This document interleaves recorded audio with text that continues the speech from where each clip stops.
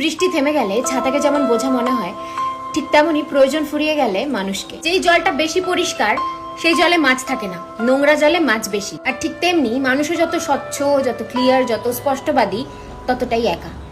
আর যে মিথ্যুক সে সবার প্রিয়। শোনো, যদি উপাস করলেই ভগবান সব থেকে খুশি হতো, তাহলে বোধহয় ভিখারিরাই সব থেকে সুখী হতো।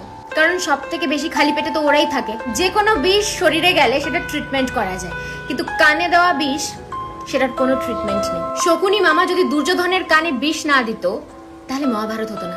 আর যদি কুজি মন্থরা কৈকের কান না ভরতো, তাহলে শ্রী রামচন্দ্রকে 14 বছরের বনবাসেও যেতে হতো না। ইন্টারেস্টিং না? একটা জলের ফোঁটা যদি কাদায় পড়ে সেটা কাদা হয়ে যায়, আর সেই জলের ফোঁটাটাই যদি গঙ্গা জলের মধ্যে পড়ে তাহলে সেটা গঙ্গা জল। জলটা তো একই, বাট পরিবেশটা ইম্পর্টেন্ট, যে তুমি কখন কার সাথে মিশছো। দেখতে তো দুজনেই কালো, কিন্তু আওয়াজ বের করলে বোঝা যায় যে কে কাক আর কে কোয়েল। ঠিক সেরকমই মানুষের স্বভাব আর ব্যবহার দেখে বোঝা যায় যে কে আসল শিক্ষিত আর কে মূর্খ।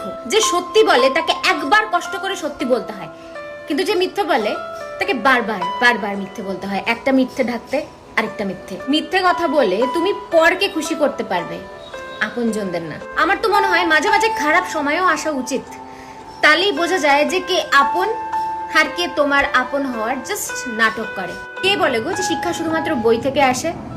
মানুষ আর জীবন যে শিক্ষা দেয় সেটা কোনো পাঠ্যপুস্তক দিতে পারে না।